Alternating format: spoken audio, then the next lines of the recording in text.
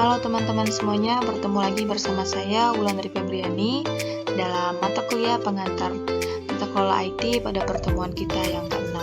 Langsung saja kita masuk dalam materinya.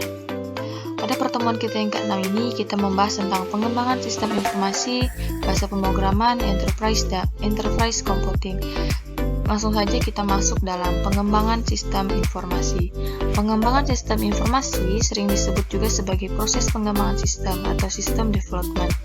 Dan pengembangan sistem didefinisikan sebagai menyusun sesuatu sistem yang baru untuk menggantikan sistem yang lama secara keseluruhan atau memperbaiki sistem yang ada agar dapat memenuhi kebutuhan stakeholder.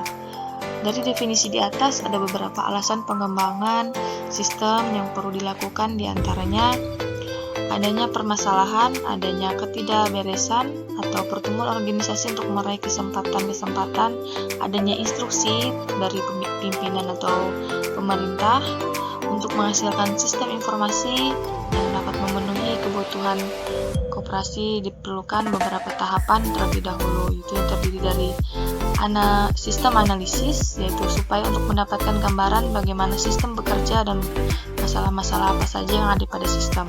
Selanjutnya ada sistem development, di situ ada langkah-langkah mengembangkan sistem informasi yang baru berdasarkan gambar kerja, sistem, dan permasalahan yang ada. Selanjutnya ada sistem development life scale, ada atau SDLC. SDLC merupakan metode pengembangan sistem yang paling lama. SDLC sangat cocok untuk pengembangan sistem yang besar dan tidak sesuai atau tidak terlalu disarankan untuk small scale project karena banyak memerlukan sumber daya yang tidak fleksibel. Kita masuk dalam pengertian bahasa pemrograman. Bahasa pemrograman atau yang sering kita dengar juga dengan sebutan itu bahasa komputer atau bahasa pemrograman komputer, yaitu instruksi standar untuk memerintah komputer. Bahasa pemrograman ini merupakan suatu himpunan dari aturan sintaks yang sistematik yang dipakai untuk mendefinisikan program komputer. Di sini adapun saya berikan jenis-jenis bahasa pemrograman. Yang pertama ada JavaScript, yang itu dapat dipelajari dengan cepat dan mudah serta digunakan untuk berbagai 71 tujuan, mulai dari meningkatkan fungsionalitas website, menyempurnakan tampilan dan sistem halaman website, hingga mengaktifkan permainan dan software berbasis website. Selanjutnya ada SQL. Di sini SQL adalah sebagai sebuah bahasa khusus yang digunakan ketika membuat maupun mengolah database dalam sebuah sistem. Selanjutnya ada Python. Python adalah bahasa pemrograman interpreted, multiguna, tidak seperti bahasa lain yang susah untuk dibaca dan dipahami. Python lebih menekankan pada keterbacaan kode agar lebih mudah untuk memahami sintaks. Selanjutnya ada Java. Java adalah sekumpulan perangkat lunak komputer dan spesifikasi yang menyediakan sistem untuk mengembangkan perangkat lunak, aplikasi, dan menerapkannya dalam lingkungan komputasi lintas platform. Selanjutnya yang terakhir situ ada PHP atau Hypertext Processor adalah sebuah bahasa pemrograman server side scripting yang bersifat open source. Secara umum fungsi PHP adalah digunakan untuk pengembangan website. Selanjutnya di sini ada pun penjelasan tentang enterprise computing.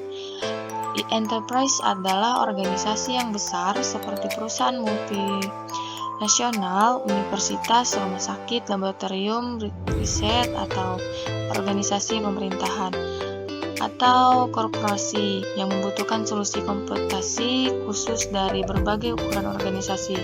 Enterprise mengatur banyak informasi dari berbagai tempat yang terpisah, baik secara tempat atau kelompok, yang dapat dijelaskan dari tahapan proses yang terdiri dari terdiri dari information system, itu kumpulan dari hardware, software, dan data orang, dan prosedur yang bekerja sama untuk menghasilkan suatu informasi. Sini ada prosedur adalah instruksi yang diikuti untuk menyelesaikan tugas. Selanjutnya ada human resource, itu Human Resource Information System, yaitu untuk mengatur sumber daya manusia dalam suatu perusahaan. Relation Management System adalah alat untuk memfasilitasi komunikasi perusahaan dengan karyawan. Selanjutnya ada Computer Aided Manufacturing atau CAM, menggunakan komputer untuk mengatur peralatan produksi komputer. Integrated Manufacturing atau CIM, mengintegrasikan komputer operasi proses manufacture. Selanjutnya ada Material Recruitment Planning, yaitu menggunakan software untuk memonitor dan mengontrol production processor. Selanjutnya ada Marketing Automation System, yaitu pelaporan sentral untuk tugas-tugas bagian marketing. Market Research Software menganalisa data yang terkumpul dari survei yang telah dilakukan. Selanjutnya ada Salesforce Automation atau SFA, suatu tools yang digunakan untuk bagian penjualan yang sering tugas luar dijalankan dari PDA atau netbook komputer. Selanjutnya ada Customer Interaction Management atau CIM, yaitu mengatur interaksi perusahaan dengan customer seperti telepon calls, email, web, interaction, Instamessaging session. Baiklah teman-teman, itu saja penjelasan yang dapat saya sampaikan pada materi kita yang ke-6 atau pertemuan kita yang ke-6. Saya mohon maaf jika ada salah kata dalam penyampaian materi saya. Sampai jumpa lagi di pertemuan selanjutnya. Sekian dan terima kasih. Salam sehat untuk kita semua. Bye-bye.